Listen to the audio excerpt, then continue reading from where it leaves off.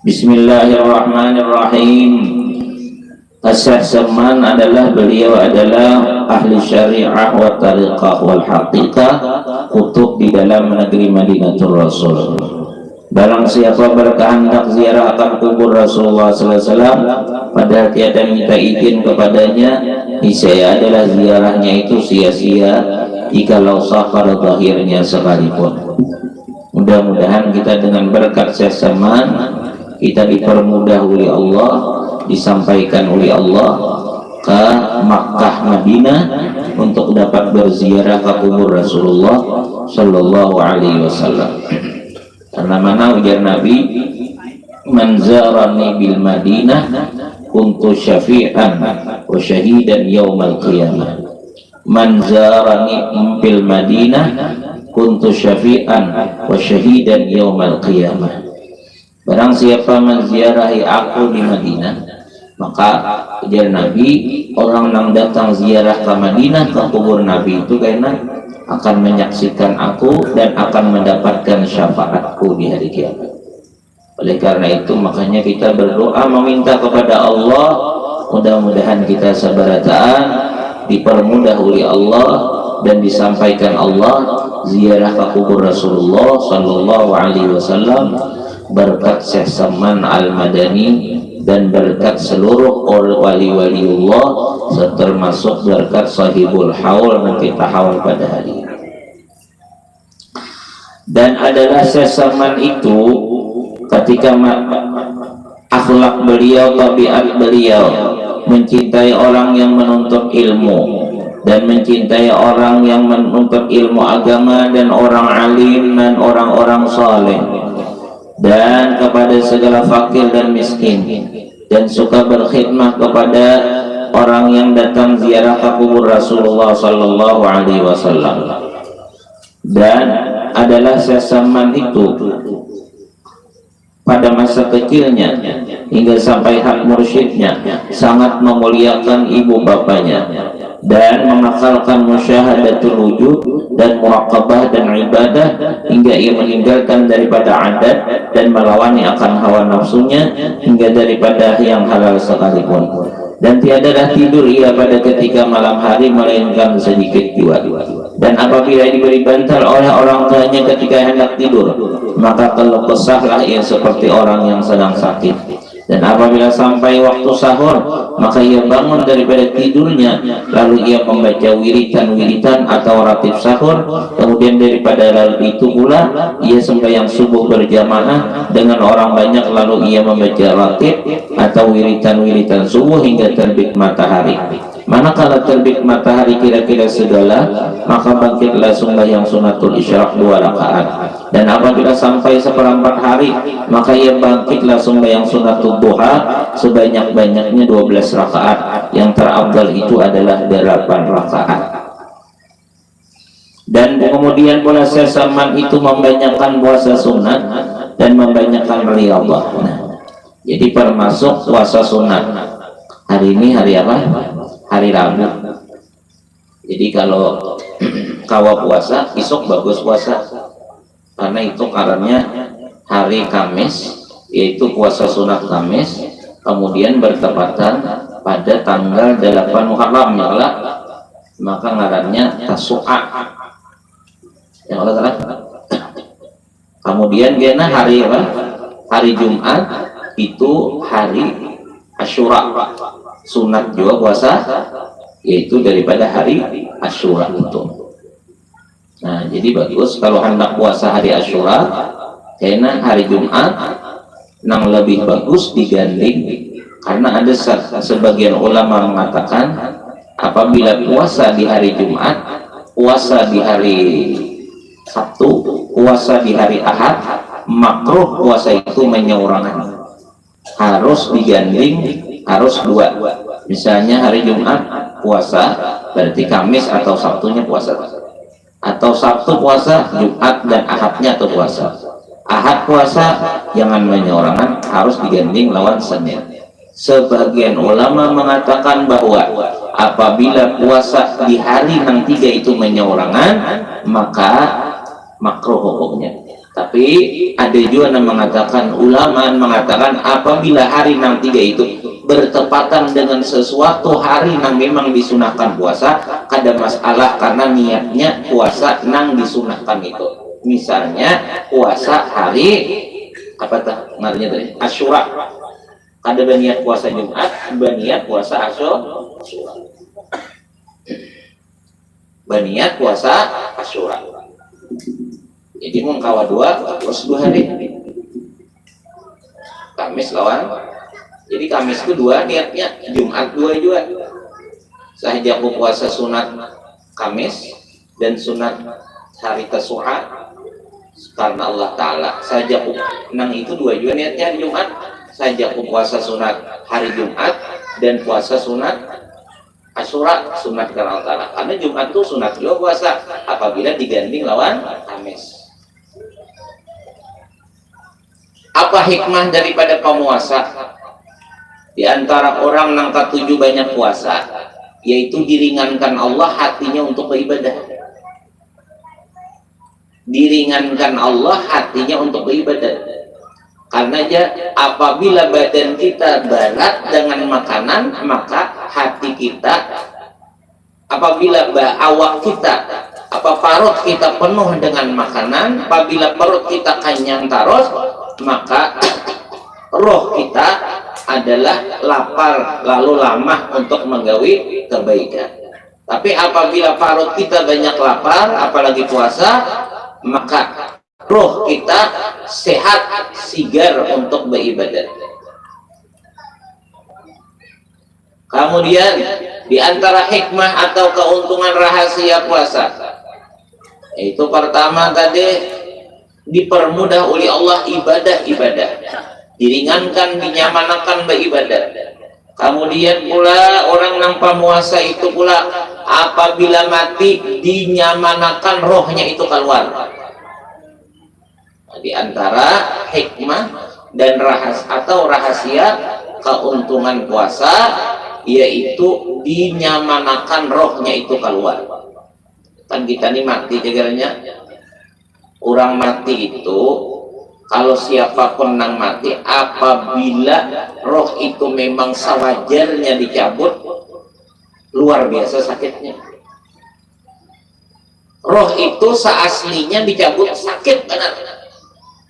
Jangan roh, kita kasusuban aja telah, kasusuban lah, lalu dicabut kasusubannya kan sakit lah.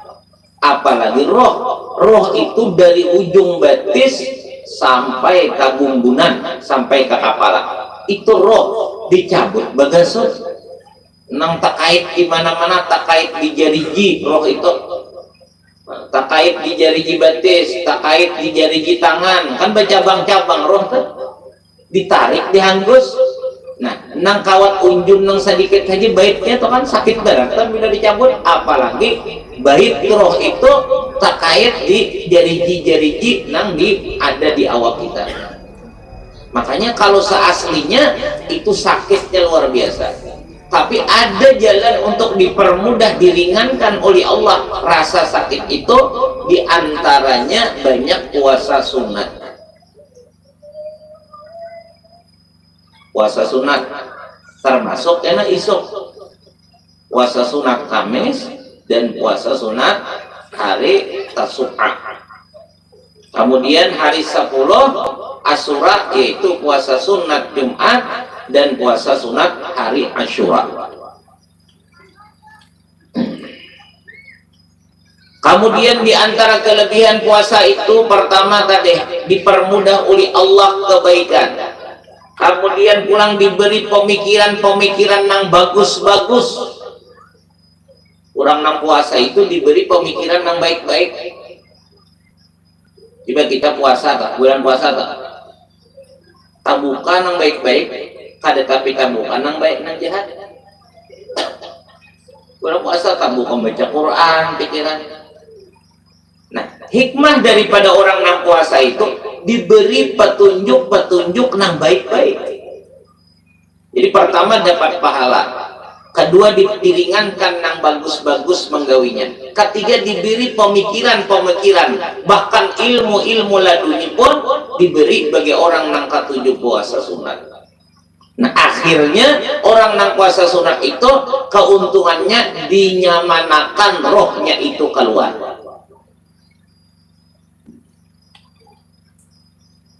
Jadi puasa itu luar biasa bagusnya. Nah Sesaman itu beliau luar biasa rajinnya puasa sunat. Nah cuma apabila nang kawa, apabila misalnya nang kada kawa, orang nang kada kawa puasa, misalnya ada penyakit, ada itu, ya kada. Nang kawa puasa, jangan kada. Jadi nang kawa puasa, jangan kada puasa, digawi puasa, cuma jangan mahina dan jangan mewarahakan orang nang kada puasa. Kaina menggawi nang sunat, tak gawi nang haram. Puasanya sunat, mewarahakan orang haram. Takur aja kayak orang pedagang itu. Nang digawi nang sunat tapi meremehkan orang, merendahkan orang, mahina orang haram. Takabur haram, merasa hebat daripada orang haram. Jadi kalau kita kawa puasa melihat orang nang kada puasa, oh aku puasa karena aku banyak dosa, banyak kesalahan dan perlu banyak kebaikan. Inya nang kada puasa tuh banyak pada aku bisi kebaikan, kan apa ya kada puasa. Inya nang kada puasa tuh karena uzur, jadi kada apa-apa kada puasa. Inya nang kada puasa tuh dosa tapi ada juga, kada apa-apa ya kada puasa. Kalau aku kada kawa kada puasa, jadi kada merasa hebat dari orang dan kada meremehkan ke orang.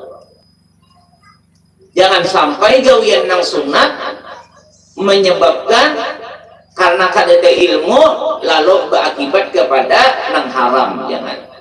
Di antaranya ya tadi. Jadi nang mana kau puasa, alhamdulillah. Nang mana kada puasa, iya. Nah, nang kada puasa pulang jangan merasa hebat. Ini mana kada puasa, mana merasa hebat pulang. Nang kada puasa cari ibadah nang lain. Bersidakah tak? Aturannya puasa nang bagus hari ini. Cuma aku ngaran penyakit parot, atau aku dasar pangulir juga ada panahanan parot. Nah ini kegantiannya bersidakah. Mudahan nah ini beri Tuhan nang kayak orang puasa juga. Aku ini dua rugi padahal kada puasa, tak tinggal benar kebaikan nang orang nang puasa. Orang rame nang anakan puasa, nang Tuhan banyak puasa, aku kada puasa, maka aku perlu juga dengan puasa itu. Karena aku mati juga jagarnya, aku hendak nyaman juga jagarnya dicabut roh, aku hendak dapat juga kebaikan, tapi aku kada kau menggawi jahatnya aku. Makanya aku ini hari ini ku gawi barang aja apa nang kawa, mudahan menjadi penyeimbang orang nang puasa. Karena aku ini rasa rugi benar rasanya. Jadi nang kada puasa bagus, nang puasa bagus.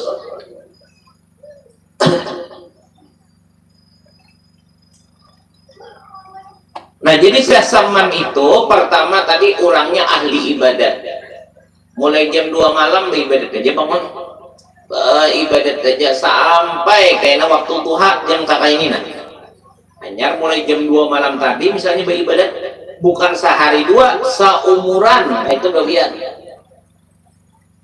Salawasan sampai kayaknya jam 2 jam 3 apa mulai jam 2 jam 3 bangun sampai jam 9 10 siang ibadah aja ya.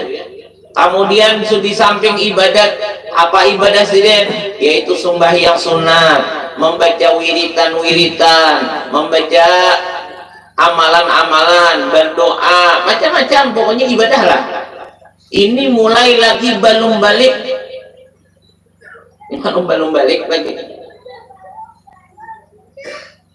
Ada yang sudah Tuhan, ada mulai belum balik sampai hidup sidin, sampai akhir hayat sidin. Nah, kemudian lagi ibadah sunat puasa, kemudian lagi dengan kuitan bakti, kemudian lagi tadi paham dengan masalah muraqabah, musyahadah, paham. Ujur tak amalkan. Jadi artinya Sesaman itu mulai lagi balik, mulai belum balik ibadah sidin zahir batin. Nah, itu orang nang hebat. Orang nang hebat itu adalah orang nang hidupnya selalu dalam taat, selalu dalam ibadat, ibadah zahir dan ibadah batin. Jadi kalau hendak jadi orang nang hebat, cangkali beribadat, cangkali menuntut ilmu, cangkali beribadat, itu jadi orang nang hebat. Jangan kita hendak mencari kehebatan, misalnya dengan cara yang lain, usaha cangkal apakah nang digawe, misalnya balampah kehendakan hebat. Orang nang hebat itu, orang nang mulia itu adalah nang banyak takwanya, nang banyak ibadahnya, ibadah zahirnya, ibadah batinnya, husnudzannya, kemudian cinta-cintanya kepada orang-orang nang baik, isi hati mereka itu dengan nang baik, dan kelakuan mereka itu dengan nang baik. Berhasillah mereka itu menjadi orang nang baik.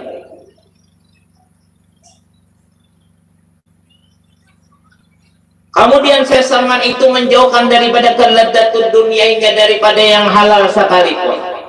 Maka segala yang tersebut itu adalah halnya di masa kecilnya, yakni sebelum baliknya. Pada masa itulah ia disuruh oleh orang tuanya masuk ke dalam siwan, yakni tempat makan makanan, karena dia hendak diberi makan oleh orang tuanya. Manakala selesai ia daripada makannya, dilihat oleh orang tuanya tempat ia makan seolah-olah tiada dimakannya. Kemudian daripada itu pergilah orang tuanya kepada gurunya membaca Al-Quran di waktu kecil, lalu dikabarkan oleh orang tuanya daripada hal ehwal anaknya tersebut. Maka dijawab oleh gurunya, janganlah engkau takut akan anakmu itu, tiada syak dan ragu lagi bahwasanya ia adalah waliullah, dan tiada khilaf lagi antara segala ulama. Jadi sesaman itu mulai lagi halus, karamahnya timbul sudah. Sidin disuruh oleh kuitan Sidin makan, disuruh masuk ke dalam tempat makanan, makan Sidin, bayi diparisa oleh kuitan Sidin, kaya kada dimakan, kada tagagarak makanan, padahal makan. Lalu takutan kuitan ini apa, jadi ke ini anak jadi ke ini aneh, ke ini ajin tak salah, ajin kada baik, kebingungan nak kuitan. Lalu bertakun kepada orang-orang nang baik, di antaranya guru sesaman seorang nang melajari Al-Quran. Hanya melajari Quran itu kita nih umpati oleh orang bahari, bamula bisa bepandir, bamula bisa bak berucap, bamula bakal nang dilajari itu bagus berdahulu Quran. Jangan talancar bernyanyi daripada baca Quran. Karena apabila manusia pertama langsung dibukakan dengan Al-Quran pemikirannya, maka nang lain pun tak buka juga. Adibu auladakum ala salasi khisalin, ya Nabi. Lajari, didik olehmu akan anak-anak kamu itu dengan 3 macam. Hubbi nabiyikum, mencintai nabi kamu, lajari mencintai nabi. Kisahkan kehebatan nabi, kisahkan kemuliaan nabi, kisahkan akhlak-akhlak nabi, kisahkan cara hidup nabi, supaya dan lajari anak itu supaya mengikuti nabi.